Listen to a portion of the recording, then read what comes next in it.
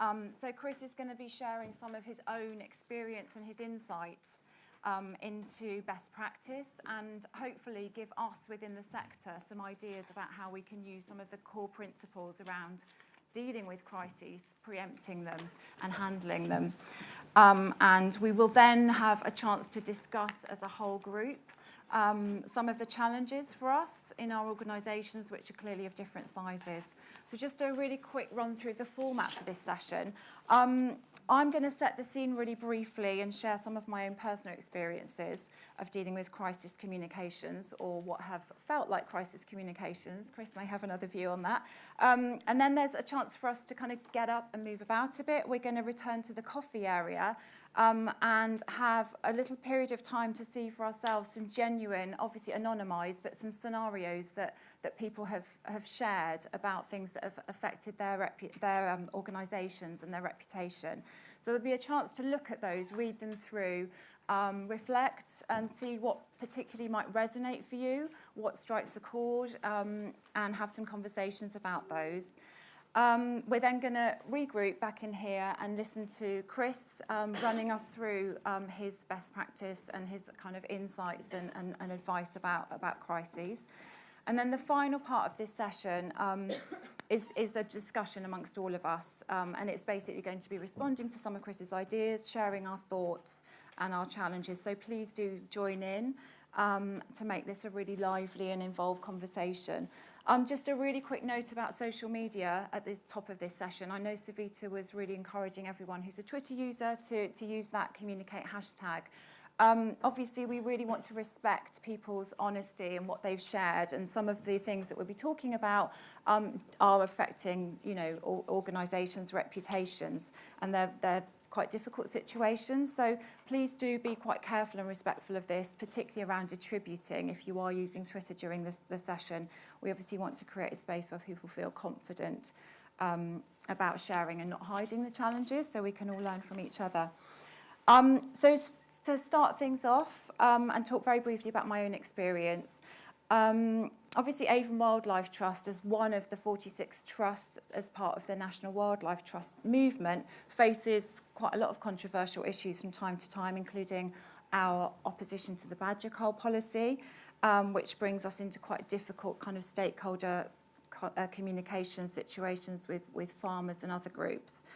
But I'm actually not going to talk about my role with Avon Wildlife Trust. I thought it'd be more interesting to bring and share my experience of dealing with crisis communications in my previous role, which was with Playing Out, a really small Bristol-based community interest company that I was involved with right from the start. It was set up by parents in 2009, and the aim of it was to bring back safe street play for children and communities. It was a very sort of grassroots organisation. It was about giving children the freedom to play safely in the streets, working with residents who wanted to organise temporary closures to traffic in their own residential streets, perhaps for an hour or two every week, just so that children could play out safely, be fun, be active, and to give adult neighbours a chance to meet, build community. So there was a small group of us. Initially, we were all volunteers. We were sharing the idea, we were supporting residents to do this for themselves, and my role was gradually on the communication side, raising the profile of the street play idea. There were later small pockets of funding, but certainly for the first 3 years, we were mostly doing this on a voluntary basis. In 2012, after quite a lot of hard work, we were really successful in getting some national coverage, which was quite a big deal for a tiny organisation. We got coverage on BBC Breakfast, we were live on the PM programme on Radio 4, live on Radio 5, and we had a really great, very positive feature on the front page of the Guardian's family section. So there was lots of work that we did to achieve that, and it was initially a really great feeling to have that national recognition, and more importantly, to be reaching new audiences. So, on the back of that, we got contacted by hundreds of residents right across the country who were interested in this street play idea and wanted to do it for themselves. But that was also the start of what became a really persistent kind of social media barrage from a minority of extremely hostile people who basically hated the idea of street play. ideologically. They just really opposed it. They hated the idea of streets being used for anything other than parking or driving. They really resented the idea of residents doing anything community-based in that street space. And they just did not accept the idea of children playing anywhere other than a designated park or playground. And I'd probably describe what happened over the next few years as a kind of chronic communications crisis rather than one single major incident. It was a drip of kind of negativity over several years, kind of impossible to stop but very hard to ignore as a tiny organisation. So social media kind of ramped up over those years. We were accused on Twitter and Facebook of being murderers. We had warnings that if a child got killed in a street play session, it would be on our conscience. There was then an added complication that after the Bristol City mayoral election, and sorry for those of you who are non-Bristolians, but that was quite a big deal. We were one of the first cities to get an elected mayor. But one of the co-founders of Playing Out was the elected mayor's daughter, which was not an advantage. It became a really difficult issue for us. So from then on, we were accused of siphoning public money into our own pockets, taking funds from frontline public services. We were accused of nepotism and favouritism from Bristol's mayor. And my role, I really tried to communicate the facts. We did quite a lot of stuff on social media, kind of trying to counter those accusations, explaining that our funding actually came from NHS Bristol's public health pot, that our salaries didn't cover the voluntary time that we were, doing with Playing Out, and also that Playing Out's funding and kind of status predated the mayoral referendum, let alone the election. But the same group of people just kept posting kind of, for instance, things like doctored versions of our annual report. And they just continued to accuse us of these, supposed misdemeanours. And by that time, it was the sort of tone of the messages on Twitter and Facebook was sort of drifting a bit into misogyny and occasional sort of veiled threats. All their social media tags, they tagged BBC Bristol and every other journalist that they thought would kind of pick up and think that there was a story there. So in terms of our tactics, we were a tiny organisation. We didn't have big teams or resources. We certainly had no legal team or, ability to kind of get legal advice. So we tried to take things offline. We invited the key people who were kind of constantly accusing us to meet us in person or attend an event where we were present to actually have a face-to-face conversation, and we could talk to them in more than a limited Twitter character count. They didn't respond. We did an interview with a local online news organisation and sold that in as a way to kind of directly counter some of the kind of accusations that we were being charged with. And I think most importantly, we really tried hard to be objective in assessing how much this constant negative social media stream was genuinely damaging our reputation. It certainly felt like that at the time. We felt like we were in the thick of this kind of sort of swirling kind of hate. But we really tried to measure our success according to the things that really mattered. So that was the number of streets across the country that were activating street play, the numbers of residents that we were working with, and the numbers of local authorities across the country who were actually launching proactive street play policies in their own areas. And we then, by that time, had a very big and very positive online community of people who engaged with us, shared their own experiences. But the below-the-line comments from every single piece of positive media coverage were really difficult to read and really difficult to ignore. And I'd say that the organisation definitely suffered from a bit of a confidence crisis because of it, looking back. I think at times it made us retreat a bit, and we felt we had to be extremely cautious about kind of anything which was going to raise our public profile. We were quite cautious before in doing any sort of proactive media, and I think we perhaps missed opportunities because of that. But as an end note, I mean, I'm clearly not working for Playing Out anymore, but it's still flourishing. The idea of this social change and children's freedom to be in street space is absolutely caught on. There's a national movement of people doing amazing things every week on their streets right across the country. There are 500 streets regularly playing out and around 60 local authorities supporting the idea. So that was my experience, really, of trying to kind of handle what I'm sure some of you will have experienced yourself, is the kind of pernicious effect of constant negative social media from a minority of people. But I think there can be an effect where that sort of leaks over and you find people attending your public events who've read and believed what they've seen on social media, who then will kind of raise questions. There were some residents who started to, for us, you know, the most worrying thing was when residents themselves started to kind of lose their own confidence or be a bit worried because they felt they were associated with something a bit nerve-wracking, I think. So, Chris, I'm sure you might have some thoughts about that and how we as a small organisation responded to that. And I don't know if you want to do that now or later. But there's a chance now to go, that's just my experience. There are other people that have shared some of their own experiences and scenarios from where they work. And Savita and her team have got those displayed out on boards in the coffee area.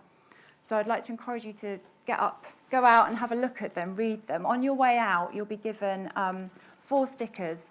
So if any of those scenarios that you read particularly resonate, or you've got particular things that you feel chime with you, or don't, you know, perhaps they challenge you, please do put your stickers on those and we can have a look when we bring those back in and before I hand over to Chris. So,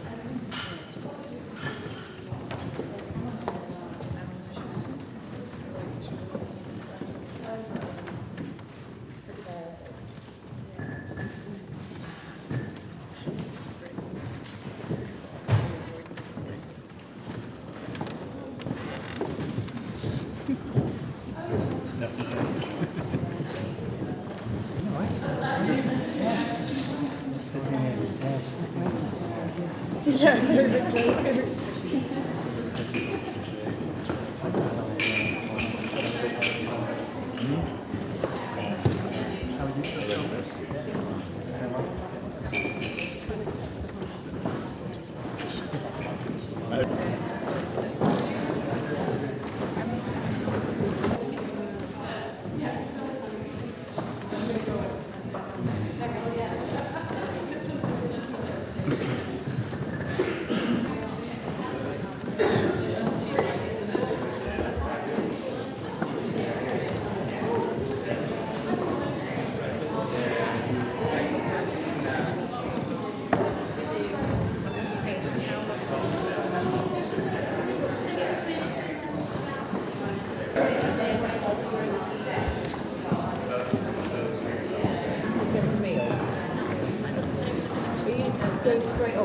My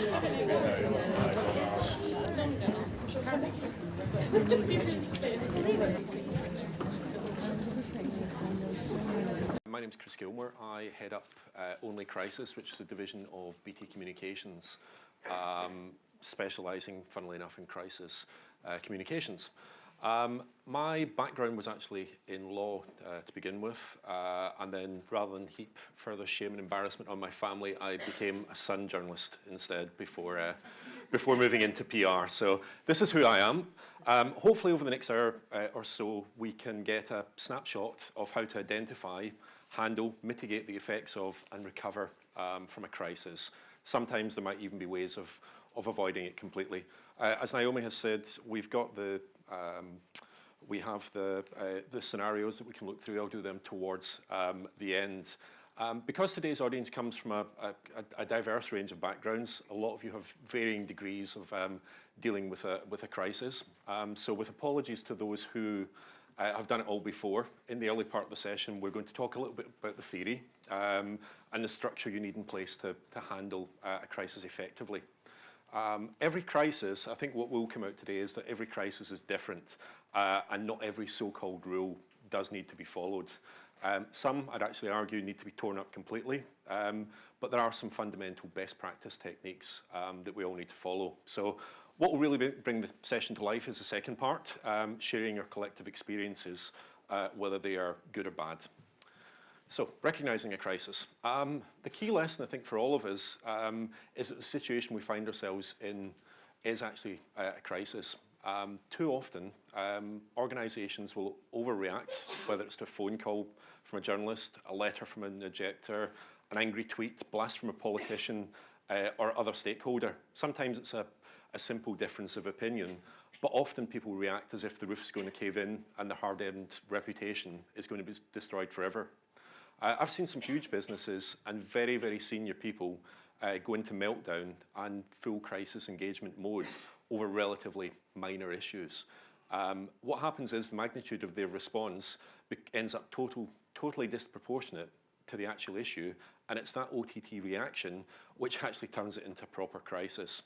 So my role is a degree of detachment from the front line. I think, as Naomi said earlier, you can become very emotionally involved in an organisation, and you can become very hypersensitive to any type of criticism or perceived criticism. So the role that me and people in my profession tend to do is be pragmatic, sometimes even cynical, and have that ability to see beyond the immediate issue and identify whether it's just a bit of a drama or a genuine full-blown crisis. Sometimes bad things do happen, and often because of circumstances you don't have any control over. It can be, for those in the room, it could be a death at the park, a sexual assault on your premises, natural disaster, or an accident. And sometimes, as you pointed out, there was avian flu at one of the sanctuaries, which again is something completely outside your control. You can't anticipate every event that's going to happen, but you can plan for them and have processes in place to deal with them. So we'll look at that over the next few minutes. In many ways, I find that the most horrible stuff is actually the most straightforward to deal with, because you'll often have a support structure in place, or you'll have the blue light protocol where the police, the fire brigades, the ambulance service actually take control of a very difficult situation for you. A crisis of opinion, when someone or some group comes after you and your beliefs, can be much more challenging, and it can have an effect even 6 or 7 years down the line, as Naomi pointed out. There have been, one of the issues here was the vegan groups kicking off about a cattle exhibition. So there will always be muck to be thrown, if you'll pardon the pun.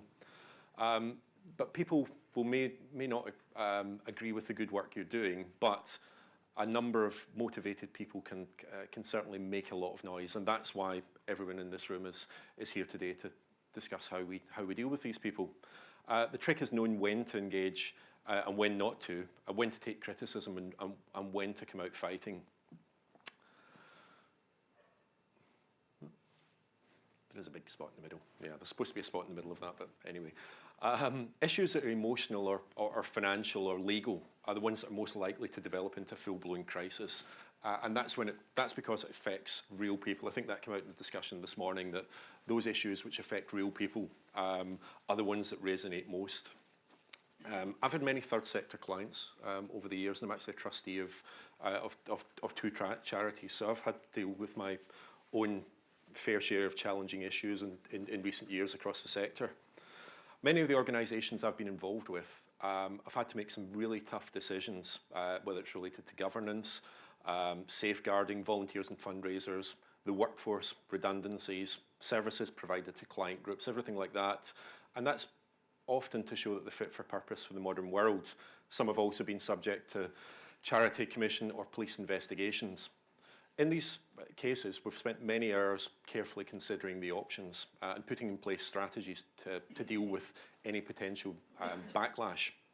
It's been tough, it really has been, and many of them haven't escaped criticism. Some of the criticism's been very severe, but because of the nature of the issues, we've been allowed to prepare in advance, mitigate a lot of the negativity, and give a reasoned argument why those difficult decisions have had to be made, or demonstrating that proper processes or procedures are in place. When the stories are broken in a lot of the cases, we've been ahead of the curve, and very few of the responses that we've received have been a complete surprise. Some of them haven't been particularly pleasant, but we've expected them along the way. The advice I always give, and I think this will come out later as well, in these situations of planned crisis, is it's vital you have the courage, and I think Naomi used the word confidence, and I think confidence is probably a better word actually than courage, to stick with the decisions that you've been made. As long as you've done the diligence properly and you've carefully considered the options, the decision you have made is more than likely to have been the correct one in the first place. In the face of criticism, it's really, really easy to back down. I've seen it many, many times, and it's a source of enormous frustration for me, even in businesses or organisations I'm not involved in, is that an organisation makes a decision and then U-turns completely when someone turns up the heat in the media or Twitter gets offended. So, a well-considered, correct response is always a better way of responding to something than a knee-jerk climb down. I think we've said often that good intentions don't always make good decisions. And certainly if you do something in a knee-jerk perspective, it can just simply put the crisis in cold storage for another day, so it doesn't go away completely. Oh, the red bit came back. There you go.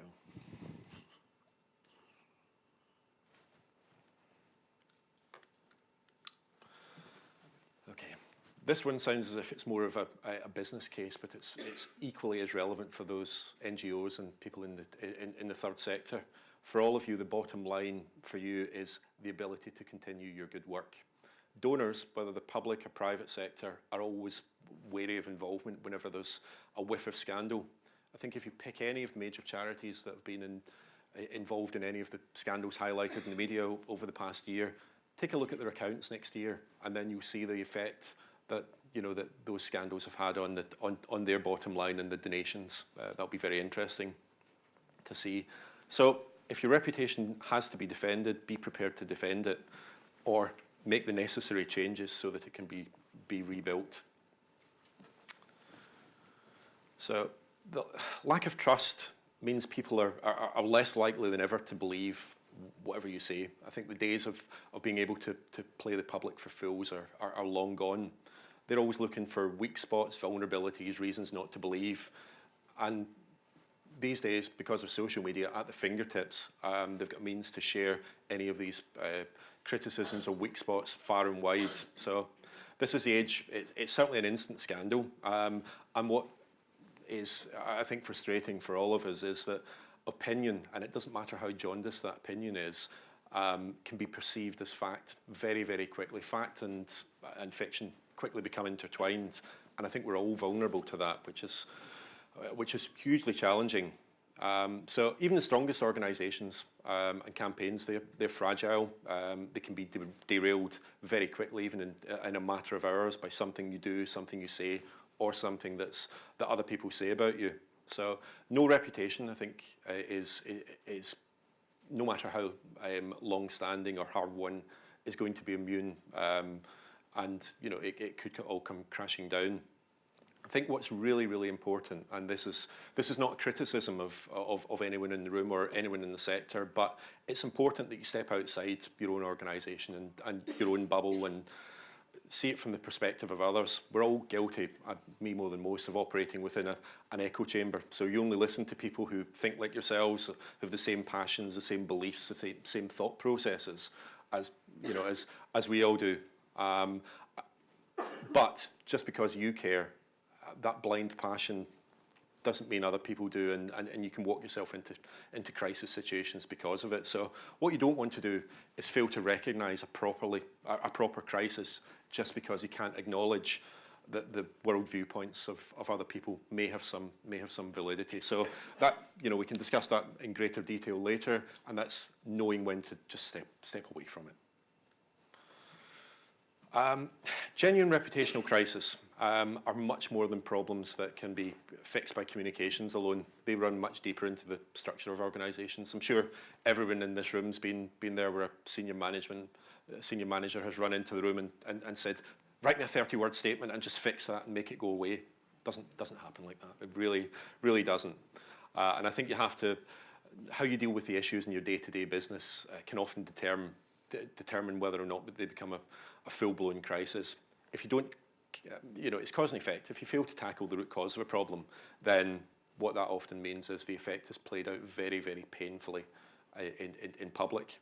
And the important thing is, and this is genuinely important, we'll look at messages afterwards, but if you don't take the action or carry through what you've said you would in the immediate aftermath of a crisis, you're going to be found out. So if you make a half-hearted attempt, you'll be found out. If you don't take any action at all, then someone will come back, nothing will change, and the crisis will rear its ugly head again. So I think, again, back to social media, organisations in crisis are always going to be watched by people who want to see it fail. So every aspect of what you do needs to be considered in the light of the crisis, until you've effected the change you've promised and regained your standing. And it does take a long time. RBS came out last week to say that 10 years after the financial crash, their reputation hasn't been rehabilitated, and it could be another 10 years before it is.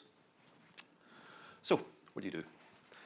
There's 7 steps that you need to take to protect your organisation and begin rebuilding its reputation. Convene the crisis team, clear roles, responsibilities. A single person can't guide you through the crisis. It really genuinely does take teamwork and a range of different viewpoints and different skills. That doesn't mean you get your entire organisation involved.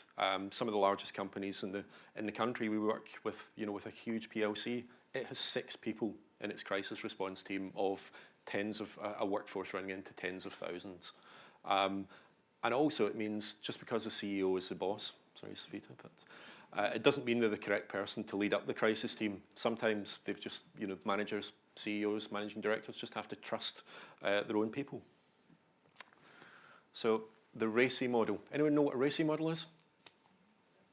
Yeah, good. I'm getting some nods. My colleague Flair, who would have been with me today, had she not finished from maternity leave a couple of weeks ago, is absolutely obsessed with RACI. What RACI is, it's responsible, the person who's responsible, who's accountable, who you consult, and who you inform. And you need clear lines of internal communication, because without them, your external communications are going to become garbled. People need to know their place within the crisis communication strategy. And if you're looking to establish the truth, then you've got to tell it well, and this methodology helps get you there. The last part, the I, is more challenging, because it's often said there's no I in teamwork, and everyone wants to have an opinion about it. And those who we're informing of decisions often want to think that they're the C, that they're the ones being consulted, and it's not the case. If the decision has been made correctly by the correct people, then yes, it's okay to consult with people, but you know who you're consulting with, and you also know who is just having to listen to and be informed. So, outcomes, objectives. Let's be realistic about this. What you don't want to do is just say something that's not going to be it's not going to be at all possible. I think you have to agree what is genuinely best case, what's genuinely worst case scenario, what the likely or unlikely outcomes are. There's no use setting the bar too high, and I think that's where you need that detachment, that cold-hearted detachment to know this is how it's going to be dealt with by the media, this is what it's likely to bring out in social media, and here are the likely outcomes for the organisations. If you don't set realistic outcomes, then you will more than likely be disappointed. So this is where my view of crisis handling differs from many others. I don't believe in rushing straight into spin mode and rushing out lots and lots of early communications. I want to find out the facts before I do anything. It's often said that the first thing you do during a crisis is stick out a holding statement. No, it's not. First thing you do is find out what the facts are. We had a situation, I was telling Naomi earlier, we had a situation with a client a number of months ago, retail clients, and one of the team came to me to say that an issue had happened within one of the stores, and it didn't sound right. Something about it just stunk. It didn't sound at all right. And I said to him, he said, what do we do? I said, absolutely nothing externally. Find out if it's true or not. Get onto the store staff, get the organisation to speak to the store staff. If there are any other customers around, find out from them what happened. Ask the staff, check CCTV, check everything. This just stinks. There's something wrong here. The last thing in the world you want to do is stick out a holding statement of the usual, we take this very seriously and we've launched an immediate investigation. Which they did. They stuck out a statement, and the Sun used the story because they stood up the story. They reacted very quickly. The Sun were probably at that point going, is this true, is it not true? We're not entirely sure. But that immediate holding statement, because they wanted to rush something out and be seen to respond, put them in a situation where you stand up the story. Now that was early in the morning. Within a couple of hours it became apparent it wasn't true. We had witness statements, we had CCTV, we had other members of staff. The lady was straight out lying. And that's, again, this is another situation. Do you call out the customer? Do you say the customer is completely wrong and they're lying? Sometimes you have to, for the sake of your own reputation. And I think that's where the public would be surprised that an organisation has done that, where you've called someone out. Because if you call someone out in a situation, then there is that element of surprise, and people will believe you. Ideally, you don't want to get into that situation, and that's not what we did. But what we had was the Mirror, the Mail, various other newspapers had approached them very quickly after the Sun put the story up. And what we then had to do was get in touch with a media lawyer, which luckily we had the resources and the contacts to be able to do.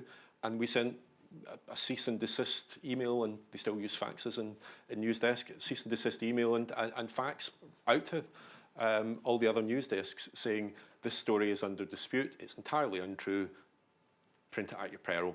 And no one else did, but that is an example of someone wanting to be seen to do the right thing, rush something out, and they get it entirely wrong in the situation. I think you've also got to be hard on yourself as well, because the press, politicians, and pressure groups are going to come after you. So when you do Q&As, if it upsets someone, too bad.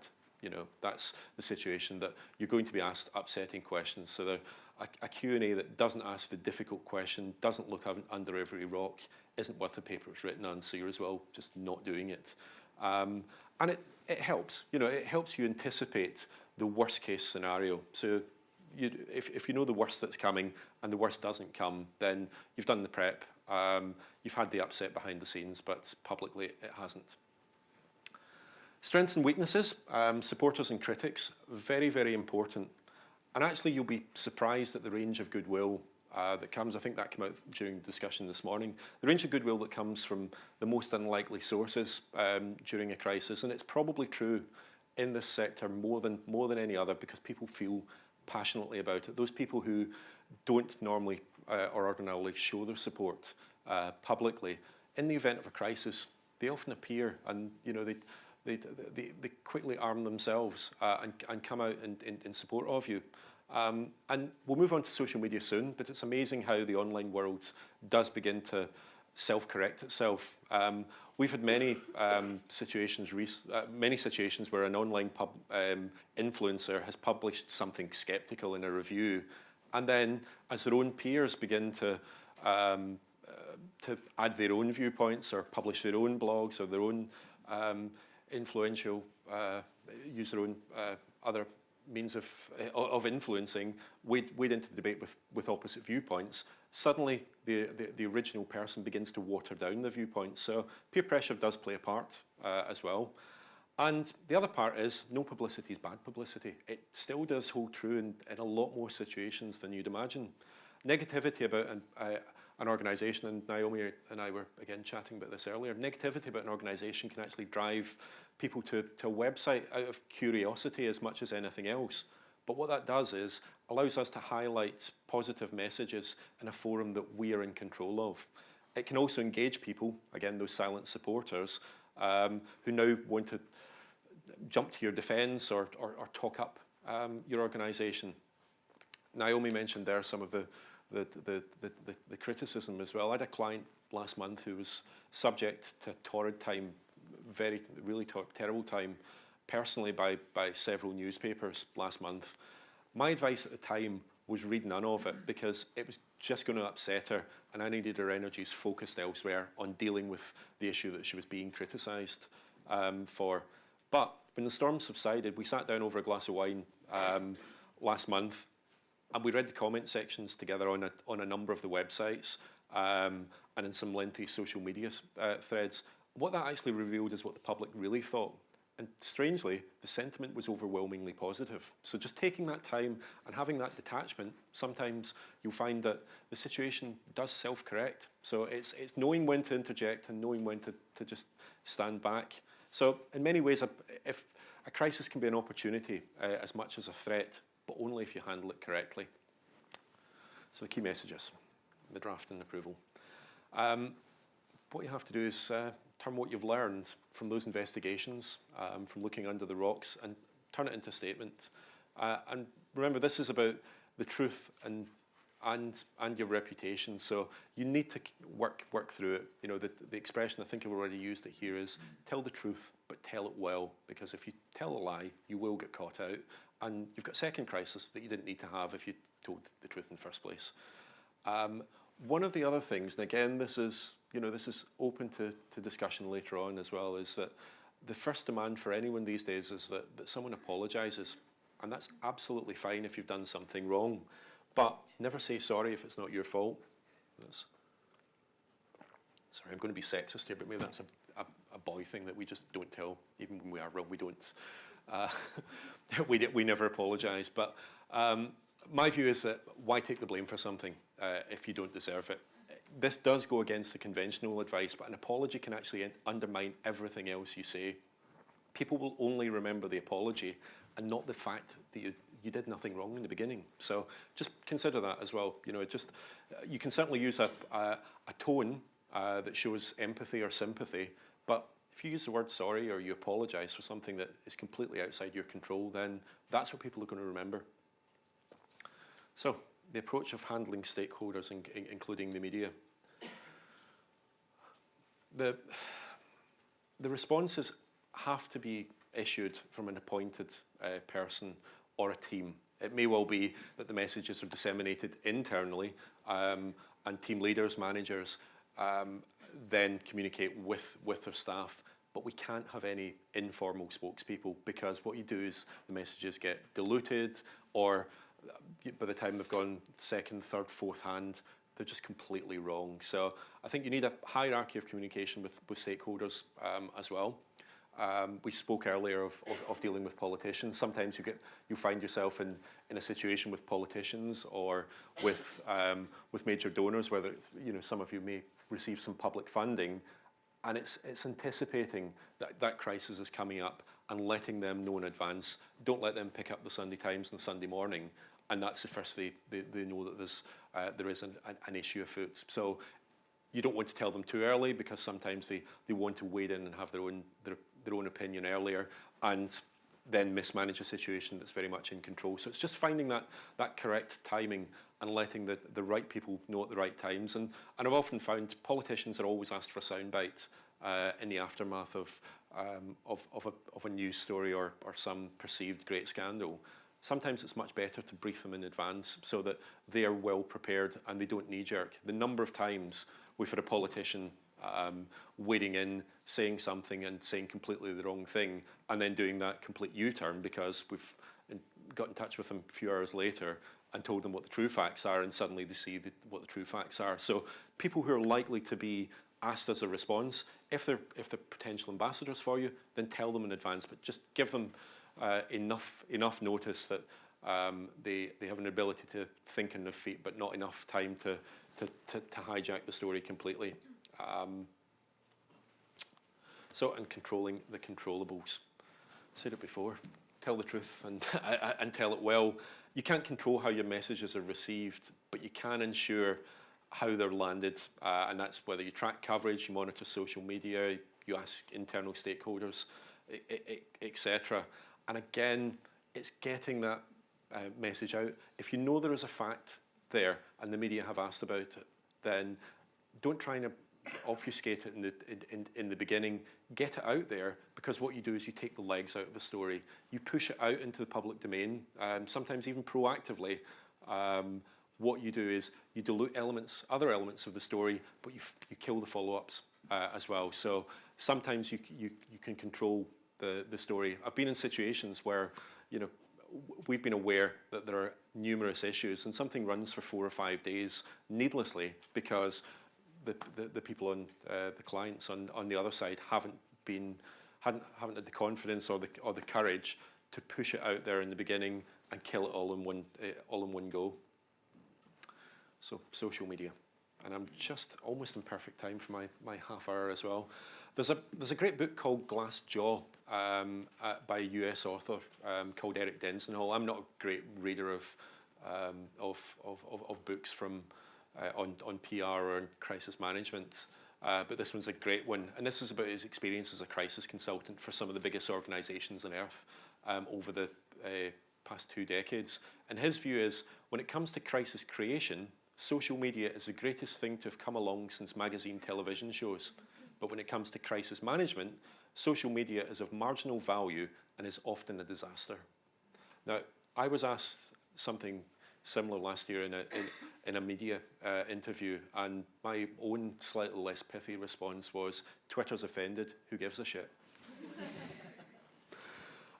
Social media sentiment isn't always necessarily reflective of society or public opinion as a whole, but organisations often panic when they see their own brand mentioned negatively online. Sometimes social media is, and again, this is not criticism, but sometimes social media is managed by junior staff who are very unaware of just how much damage can be caused by saying or doing the wrong thing or just acting too quickly. We're all really, really impatient. Even the discussion earlier on straws, we want something done now, instantly. These things, as the lady from WWF says, these things take a long, long time. Now that's, that's an extreme example, but things sometimes just take a long time. And what you don't want is someone instantly tweets and then there is an instant knee-jerk response. Now, it wasn't my client, so I'll talk about it, but there was an issue a couple of years ago by, and Asda found themselves in a great deal of bother for it, because a lady at a cafe somewhere put a complaint onto Twitter saying that someone had asked that her disabled son, who was making a lot of noise, was removed from the cafe. So she put that in social media, outraged. Asda's immediate response was, oh, really sorry about that. Instant. And then they didn't do anything. It was just really sorry about that, but they didn't say, well, let's go, let's take this offline, or I'll speak to the staff immediately, we'll deal with it. So it was left hanging in the air. And then meanwhile, what they should have done at that stage was anything else coming onto the social media channels, that is a clear priority. So anything else in the social media channels should then have just been bunched and almost ignored. So what you then had was, they seemed to be doing nothing, and someone says, I'm in the Warrington branch, can you tell me which row eggs are at? And someone goes, oh yeah, that's in aisle 7. So instantly, everyone's piling in saying, oh, you can answer where the eggs are in the Warrington store, but what you can't do is, is deal with this issue of someone, outrageously asking for a disabled kid to be chucked out of one of your stores. So there was a skewed sense of priority because someone wanted to be helpful. So that often happens in situations like that. We'll discuss this clearly in a lot more detail there. But in crisis management situations, I think you can also take stock of the fact that keyboard warriors will often go to town on a brand in the heat of the moment. I did it this morning. The train was late. It was freezing cold. It didn't have any hot water for the coffee. So blast off to GWR at the terrible service. They didn't respond, which was great. That was the right thing to do. Yeah, just ignore me. And that's what you should do. Just how many of us calm down after giving an issue some thought or forget about it altogether? So I think it's just having that perception of the person's just sounding off. Let it go. It's not a brand damaging issue. Let it go. Shrug your shoulders and let it go. The other thing is never underestimate the power of the silent majority. You've seen it during elections, to be honest, when social media is vocally in favour of one candidate, and then the other one wins at the ballot box, because people simply, it's back to that echo chamber. The echo chamber is saying one thing, no one wants to disagree because they don't want to start an argument, but the majority is clearly swinging elsewhere. Social media is useful for taking the temperature of a market during the crisis, but it can also cover up a lot of fakery. People adopt a particular persona. Trolls hide behind screens to abuse others. And there's so much on social media which simply isn't representative of real society. So I think we always have to keep that in mind of that things said in social media, it's different. No one would say that in real life. I had a client last year who was in a situation, he was being personally attacked. We knew who it was. It was there were a dozen of his staff just simply didn't like him. They didn't like the boss. No one likes the boss. But he was extremely thin-skinned. He wanted to take action and do something about it. My view was, shrug your shoulders, let it go. There's a closed Facebook group who are slagging you off here, but there are 12 people within it. So it's a major organisation. You're never going to turn those 12 people around. So just let them say what they like. And I said the other viewpoint, and the way that I eventually convinced him was, I said if they were standing in a pub and you walked in and they heard them calling you everything under the sun, some of it terribly unpleasant, what would you do? Would you go up and confront them? Would you punch them in the nose? Or would you turn on your heels and walk out the door? He said, I'd walk out the door and ignore it. I said, it's the same thing. So it's often just viewing it as that. So I spoke earlier on echo chambers and social media being the biggest one of all. Some people just follow like-minded individuals and pat themselves in the back because they're, hey, aren't we so woke? We'll agree with each other. And others follow those with completely different viewpoints so that you can endlessly attack them and really get stuck into them and then get patted on the back from the like-minded individuals. Neither of those perspectives, in my view, is healthy. So that's always the question, is whether to engage or not to engage. And this is something I'd probably like to open up to the floor before I go. But before I go, does anyone remember the Ask Eddie situation from Southern Rail last year? Yeah. This was highlighted across our company as our chairman sends out something every day as creative inspiration. It's supposed to get the creative juices flowing and all of us to say, oh, well, wasn't that a great campaign? Or at least just start debate. And this was quoted as great creative inspiration. It was covered many national newspapers and on TV and radio as well because it was quite a quirky story. But my argument was that for crisis management, it was an utter disaster. At the time, Southern was in a bitter dispute with two unions. Its trains, when they ran, were all filthy, overcrowded and late. Chris Grayling, Transport Minister, was threatening to pull the franchise. And then they thought it was wise to put a 15-year-old work experience in charge of the primary communications tool with customers. And it was truly ridiculous. I'm a Southern, I seem obsessed with railways, and I'm not really, but I'm a Southern customer, and people were tweeting saying, why is the 1541 to East Grinstead half an hour late? And Eddie would come back with, I don't know, but I have a recipe for chicken fajitas. I don't know those who thought it was a great idea, they were utterly irrelevant because they weren't Southern customers. So it doesn't matter, if people across in Bristol who are GWR customers, if they've got positive perception of Southern, it doesn't matter. You're irrelevant. You're not a customer, so you're not going to use that service. You're not forced to use that service. And I think on the Southern trains, over the couple of days when that was running, I think you would see that the commuters were much less than amused as we stood in late stationary trains and we were unable to find out why they weren't running because the 15-year-old work experience was cracking jokes. But I wrote an article on an opinion piece for PR Week on it, and it led their website, and it had a lot of comments. And again, some people agreed, some people didn't agree, but they saw where it was coming from in terms of this was a company in crisis. Ordinarily, that might have been a great PR stunt, but this was a company in crisis, and that's not the way to deal with a crisis.